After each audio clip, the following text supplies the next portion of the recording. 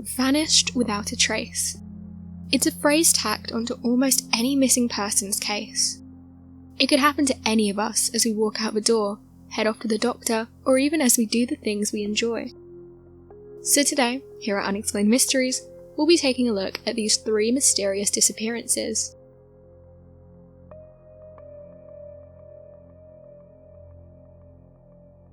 Ireland's Vanishing Triangle.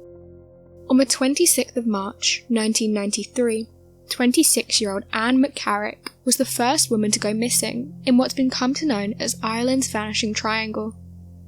Over the next 5 years, 7 more women would go missing within the 80-mile radius around Dublin. On the day she disappeared, Anne set about her day, running errands around the Dublin area. CCTV captured Anne at a bank in Sandymount. She later stopped at a local grocery store before returning home at 3 p.m. The last confirmed sighting of Anne was on a bus headed for Ranelagh, located on the south side of Dublin. This was at around 3:40 p.m. Witnesses claimed to have seen Anne enter a pub called Johnny Fox's, located in the town of Glencullen, around 9 p.m. that evening. These witnesses say a man paid the cover charge for Anne before continuing to pay for her drinks for the remainder of the night. However, no one saw Anne nor the man leave.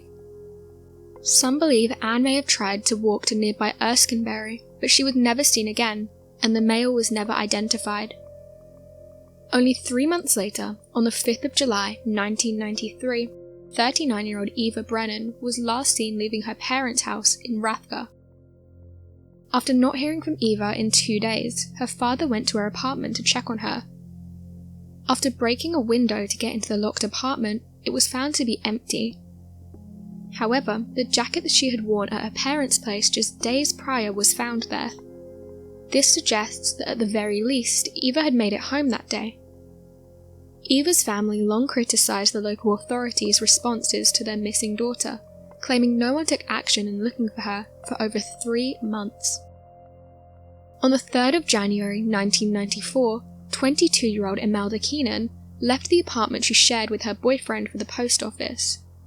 She was last seen crossing a road near a local doctor's office near Lombard Street, never to be seen again.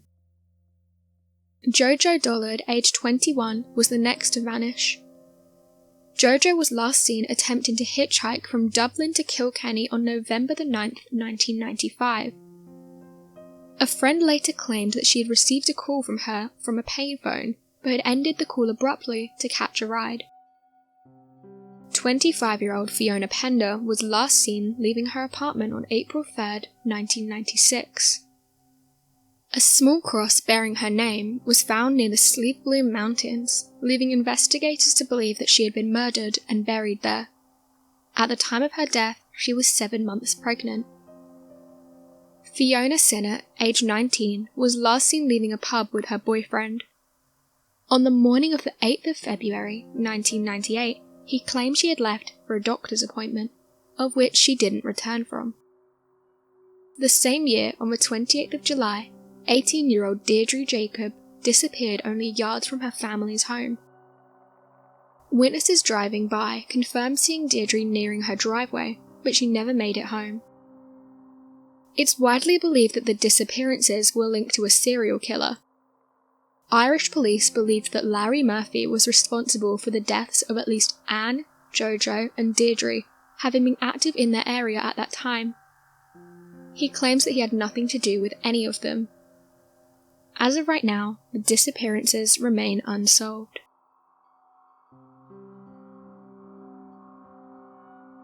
Ben McDaniel.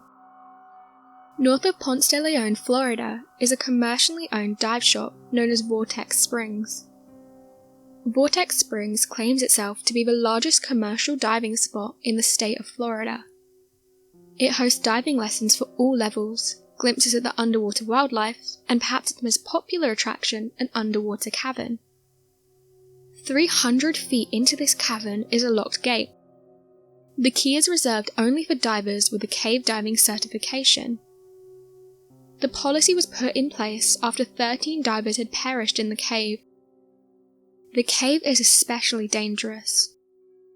Only 1,600 feet past the gate has been mapped, and there are passageways of less than 10 inches inside. For some people, such as Ben McDaniel, it was the biggest draw to the area. McDaniel, who had been staying at his parents' nearby beach house following a divorce and some financial troubles, became a regular at Vortex Springs. An employee stated that although McDaniel had the proper equipment and knowledge, he seemed overconfident. That impression McDaniel was shared by others around the dive shop who had now come to know him. His parents called him fearless.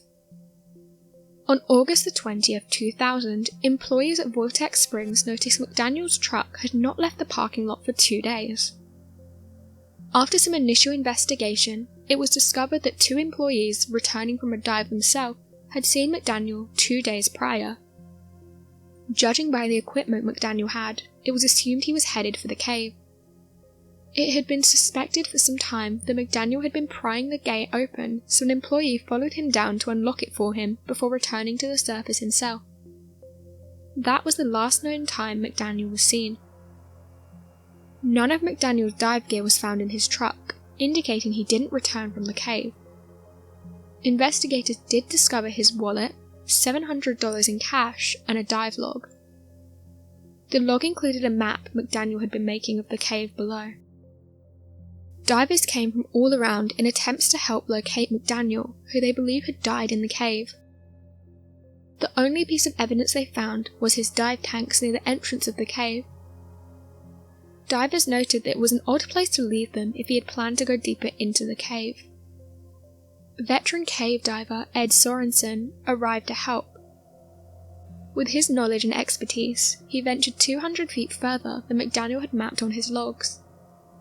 He noted that the last place he looked was too pristine for a diver to have ever been in it. 16 divers spent 36 days looking for McDaniel. After a thorough search, they began to wonder if he was even there at all. Theories including McDaniel staging his disappearance to escape his past troubles. Although his parents were offering a substantial reward of $30,000 for the recovery of their son's body, it never turned up. They were forced to take back the offer when another diver died in the cave, despite there being no evidence that he was there looking for McDaniel. Sorensen believed the reward was putting the lives of divers at danger, calling them to dive deeper into the cave. A private investigator hired by his parents went on to say that it's just as likely for McDaniel to be found out of the water as it is for him to be in it. World record holding diver Jill Heinert believed there was no reason he wasn't in that cave. This continues to perpetuate that McDaniel may never be found.